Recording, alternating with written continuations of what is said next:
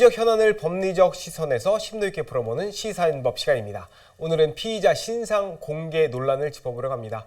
이승기 변호사 나와 계십니다. 안녕하십니까? 예, 안녕하십니까? 네, 변호사님. 최근 강남 주택가에서 40대 여성을 납치해 예. 살해한 피의자가 검거가 됐고 신상도 공개가 됐습니다. 예. 그런데 이번에도 사진이 문제예요. 과거 증명사진을 공개하면서 논란이 되고 있거든요. 예, 이렇게 된 이유가 뭘까요? 예, 먼저 이 신상정보 공개 제도의 이제 취지에 대해 말씀을 드리면 이 국민의 알 권리 보장 그리고 동종 범죄의 재범 방지와 예방을 위해 이 제도가 도입이 된 겁니다. 특히 우리 법에서는 특정 강력 범죄와 이 성폭력 범죄에 한하여 이 신상정보 공개가 이루어지는데요. 이 범행 수단이 잔인하고 또 피해가 중대하며 특히 이제 그 범행을 저질렀다고 믿을 만한 충분한 증거가 있을 것을 전제로 해서 오로지 공익적 목적 하에서만 신상정보 공개를 허용하고 있습니다. 이러한 엄격한 조건 하에서 이제 신상정보 공개가 이루어지는 건데요. 문제는 과연 어떤 사진이 공개되냐입니다.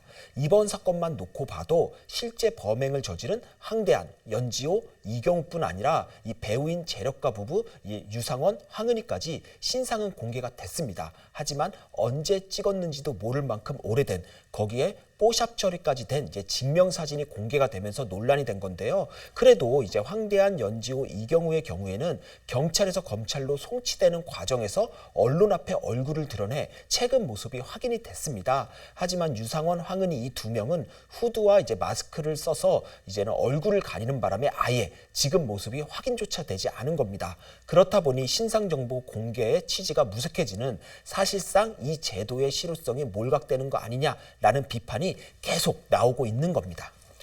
네, 이전에도 동거녀와 택시기사를 살해해 지금 재판 중인 이기영이나 신당역 스토킹 살인범 전주환의 경우에도 공개된 사진과 실물이 전혀 달라서 그때도 같은 논란이 있었거든요. 예. 그런데 증명사진 공개로는 신상정보 공개 취지에 살리지 못한다는 건데 그럼에도 불구하고 최근 사진을 올리지 못하는 이유가 있을까요? 예, 그 부분은 어쩔 수가 없는 게 우리 법에서는 소위 이제 머그샷이라고 해서 체포 수사 과정에서 촬영한 사진을 공개하기 위해서는 이 피의자의 동의를 받아야 됩니다. 그게 안 된다면 이제 신분증에 있는 사진 같이 이제 공적인 사진을 공개할 수밖에 없는 건데요. 결국 지금 언급된 이 피의자들 모두 이제 머그샷 공개를 거부했기 때문에 신분증에 있던 이제 증명 사진이 그대로 공개가 된 겁니다.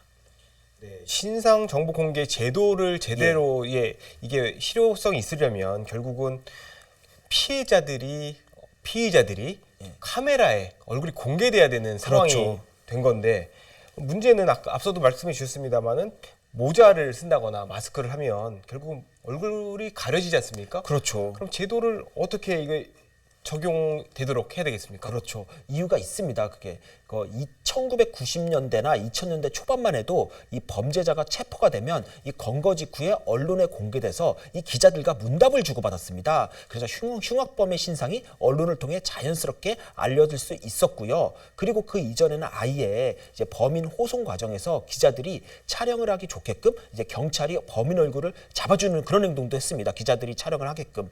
지존파나 영웅파 같은 희대의 흉악범들도 다 그렇게 해서 얼굴이 공개가 된 겁니다. 그런데 이제 시대가 바뀌고 이제 범죄자의 인권을 보장하자 이런 목소리가 커집니다. 여기에 또 이제 국가인권위원회가 2005년경에 범죄자 호송 방식을 개선하라라는 결정을 내리는데요. 한마디로 기자들 앞에서 얼굴을 공개하는 이런 부분에 제한이 가해진 겁니다. 그러면서 2000년대 중후반에는 아예 흉악범의 신상이 비공개 처리되는 걸로 아예 바뀌어버립니다. 그렇다 보니 뭐 정남규나 강호순 같은 이제 연쇄살인마가 체포가 됐는데도 신상이 일체 공개가 되지 않은 겁니다. 그리고 그 역할을 이제 언론이 대신하게 된 건데요. 언론사가 이제 공익 차원에서 제보를 받아 흉악범의 사진과 이름을 공개하는 식으로 신상 정보 공개가 이루어지게 된 겁니다. 그러면서 여론은 점차 흉악범의 신상 정보를 국가 차원에서 공개하라라는 쪽으로 들끓었고요. 결국 2010년경에 이제 성범죄와 6대 강력 범죄에 대한 신상정보 공개 근거법이 만들어진 겁니다. 하지만 이때에도 범죄자의 인권 보호를 위해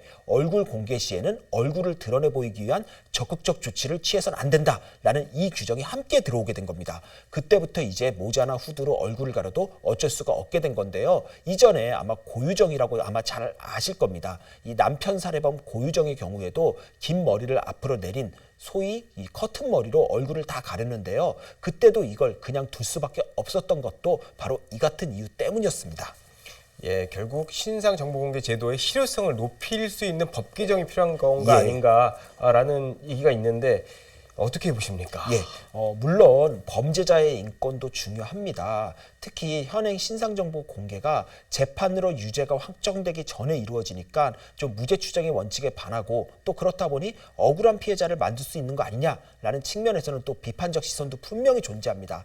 하지만 이는 이제 신상정보 공개 시에 정말로 유죄 가능성이 높은 그런 경우에만 이루어지는 식으로 엄격하게 기준을 적용해서 해결하면 될 문제이지 이걸 이유로 해서 지금의 이 증명사진 신상 공개를 정당화할 수는 없다라고 봅니다. 특히 시민들을 화나게 만드는 게 이 증명사진을 보면 보통 살짝 웃는 표정입니다. 정말 이 피해자와 유족들이 그 웃고 있는 가해자의 웃고 있는 사진을 보면 얼마나 마음이 힘들까. 그게 또 2차 가해가 아닌가 하는 생각이 있습니다. 그렇다 보니 우리도 이제 미국이나 유럽처럼 이제 머그샷을 신상 공개의 원칙으로 하는 이런 법 개정이 이루어져야 하는 게 아닌가 하는 지적도 개인적 생각을 가지고 있습니다. 네, 신상 정보 공개 제도를 폐지할 게 아니라면 그 제도의 취지를 잘 살려서 운영하는 게 더 중요하지 않을까 싶습니다. 오늘 말씀 잘 들었습니다. 여기까지 듣겠습니다. 예, 감사합니다. 감사합니다.